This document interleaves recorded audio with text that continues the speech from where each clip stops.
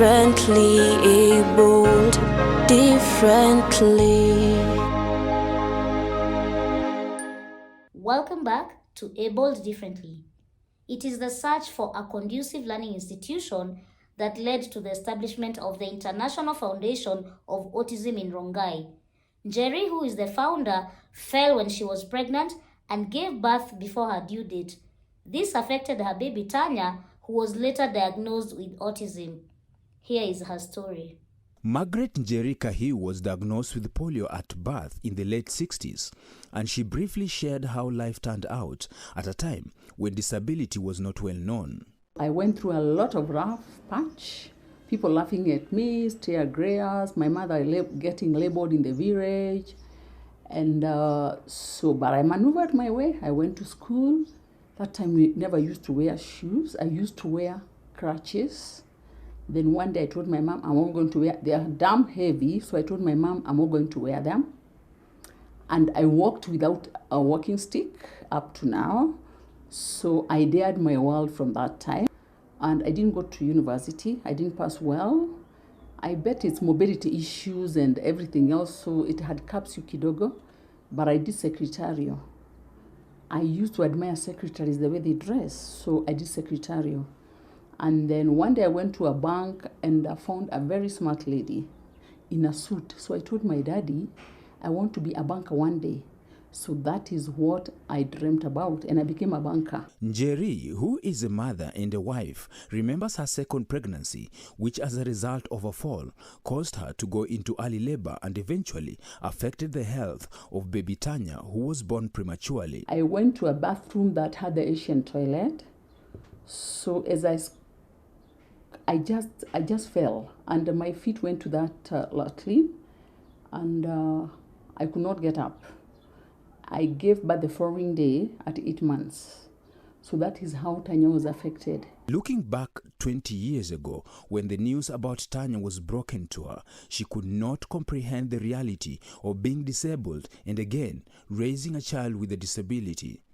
Tanya was diagnosed with autism. As difficult as it was, she found courage within herself to walk the journey. After 2 years, my baby was nonverbal. So I'm like, other kids babble, she could not. She never said mommy. And other kids would move. My daughter would only sway her neck. So when my mom came visiting and my older sister, who is older than me, she told me something is wrong with your girl. Why is her neck swaying? So I was like, she was my child number two. So I thought it was normal. So when he took her to Hurlingham Hospital, children's, there was a nice pediatrician, and he actually diagnosed her. That was 2000, autism. So when he told us it's autism, I was like dumbfounded. He said, this kid will never walk and will never talk. So imagine yourself, you're a disabled mother, you really hardly walk by yourself. You live with your mother really does everything, used to do everything for you when you're small. Now then, fast forward 20 years later, you get a baby who cannot talk or walk. I actually fainted in the doctor's office. Although it has not been an easy journey, Njeri embraced the challenges posed by life. But unfortunately, the uphill task of moving her daughter from one school to another was something she was not willing to keep up doing. And as a result, the Autism Foundation International came into being. It has been a struggle. Going to schools where people cannot accept her. When it's toilet, they don't know when. When it's eating time, she has moved from school to school. This place, when I set it up, was the 6th place for Tanya. She's moved all over Nairobi, Rongai, Limuru, everywhere. She could not fit anywhere. We had gone to pick the child from school where she was in Rongai. When we picked her, she was in her up teens, so she was 12. She had spoiled her dress totally. And when I asked the teachers, why is she like this? They could not change her pad, so I'm like, if she was a normal girl, how would she feel? So I started crying. I'm like, why are you doing this to her? Why didn't you change her pad? When we were getting out of the school, I told my husband, just stop the car. I asked God at the gate, there's a God in heaven. Let me not come back to this school. Let me start off my own school where my kid can be accepted the way I was accepted in other schools. The year 2017, Taffy was a school with just one child, Tanya. But as time went by, it grew and serves many autistic families. I had really to dig deep to make it what it is today, to make it comfortable for kids with autism. With them, the environment affects them a lot. You really have to make the place beautiful. Put these colors here. The colors have a meaning. The diversity of how they are not the same. They have autism, but you see them out there, they are different. There are 12 of them, but they are all differently abled. So we had to put these colors here to bring more kids.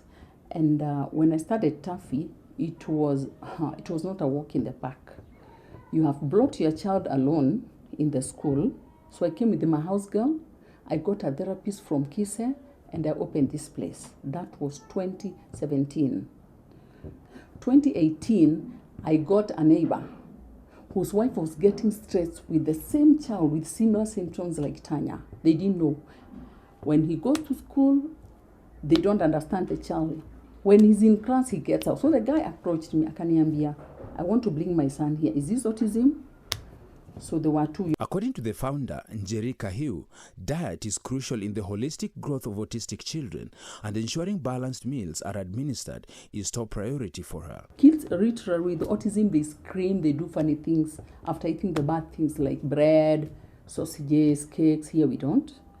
Here we do greens, we do brown rice, we do omena, and what you eat in jahe, we do those things. Unfortunately, according to Abura, a teacher at the school, parents failed to follow the diet recommended by the school, which makes the children regress over the holidays. When the children go home, they are given these things. Milk, they take, the chocolates, the sugar, and everything. So this affects us as teachers because when they come back, they are hyperactive and they are not able to do things as they used to do before. So it takes them time for them to cool down. Abura went ahead to explain how therapy assists autistic children in their daily learning activities. We have therapy sessions. This helps the child with their motor skills. We have the large muscles, which are gross motor skills, and we have the small muscles, which are fine motor skills. So with fine motor skills, we get them from the fingers, from the fingers. Okay, for these learners to do anything, we need these muscles. For them to grasp a pen, for them to do anything, even washing their face, grasping the spoon while eating, we need these skills. So with fine motor skills, we do therapies for them, whereby we do a little of massage on their hands, on the face. For the communication, we also do on the face. We also have blowing candles, blowing cotton wools, so that they can develop those muscles, which may help them in communication. For those who are verbal, maybe they are not fluent in speaking. So when they do these activities, the muscles of the mouth are able to stretch and they are able to talk well. Violet, a teacher at the school, put emphasis on the importance of repetitive approach in teaching her learners to get positive results. You have to repeat it several times until you see this child has gotten something. So you have to repeat the activities and until huyo mtoto ashike, because they have short memory span. Yeah. As a teacher, Violet has also come to appreciate the secret to getting her learners to concentrate by rewarding them. Children living with autism have poor concentration and attention. So we usually teach them how to concentrate so that they can be able to fit in our society and in the life of other people. So we usually teach them how to concentrate, to settle down, because some they don't know how to settle down. So settling down, we We usually also teach on motor activities. Those who are having problems on motor activities, we have activities for them like pegging, beading.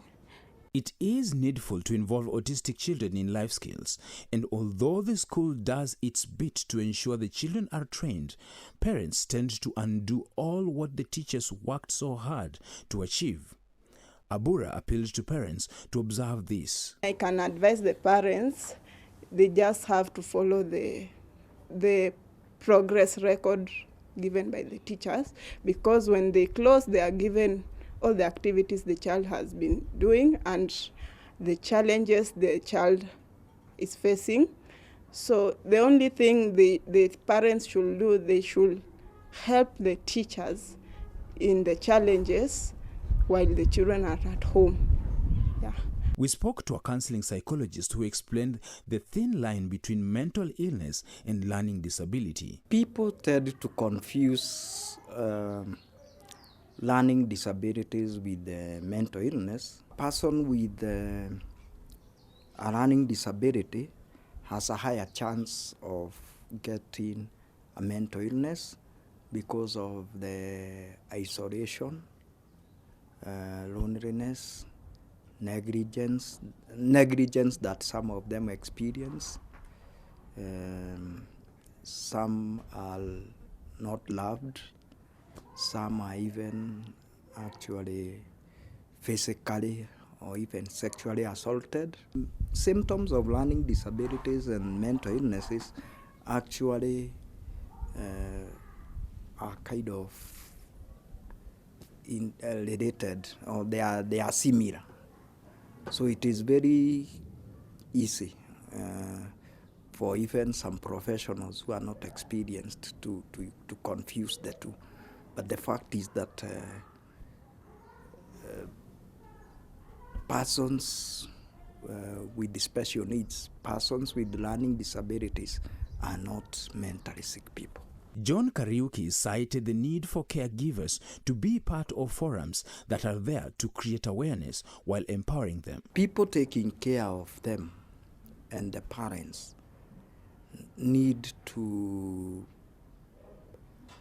be given psychosocial support, because it is not easy to live or even live with or help that kind of a person, because some will need special diet, some will need special assistance, maybe to walk, to sit, to bathe, yeah, and so on and so forth. Basically, some of them need to be assisted with the daily living skills. So it is not easy, it is tiring, it is also very stressing and traumatic. So the caregivers, the parents, need to be given psychosocial support, that is counseling. They also need to be educated as much as possible about special needs, so that they understand these people better. Running an autistic center has its own requirements. Njeri deliberately enrolls a small number of students in order to fully meet their needs effectively. The impact of having few kids, number one, you are able to feed them very well. They are able to eat every fruit they are supposed to eat. Pineapple, the melon that makes them detox. The stomach is good for digestion. The pineapple is good for digestion. Passion fruits are good for those kids who take medicine. They go to the liver and clean it up. So watermelon removes dehydration. When you have few kids, you're able to give them everything. The cuckoos are not many. So like the 15 kids get eggs from our cuckoo house. We are able to give them omena. I'm able to buy for them fish when they are few. I'm able to pay the few teachers who are there trained well, as opposed to having 10 teachers that you are paying poorly. So I'm able to pay the teachers well when the kids are few, and then it's only one disability, autism. I didn't want to mix up, because autism has a strict diet as opposed to other disabilities. Like a cerebral palsy child can take bread and milk. These ones cannot. So I decided few kids, you give them better attention, they sleep well. In every room there are 4 kids.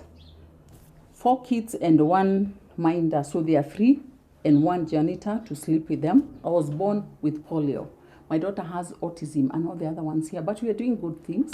We are touching lives, so we say broken crayons still color.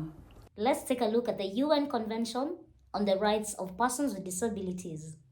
Article 25 of the UN Convention on the Rights of Persons with Disabilities states that state parties shall, Part B, provide those health services needed by persons with disabilities, specifically because of their disabilities, including early identification and intervention as appropriate, and services designed to minimize and prevent further disabilities, including among children and older persons.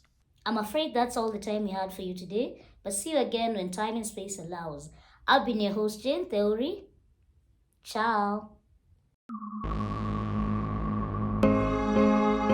We are here and we are strong.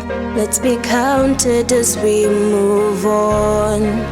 Make a difference, change lives as we tell our different stories. We are capable, beautiful. We are born to do great things. We're unstoppable, incredible, 'cause we're differently abled, differently.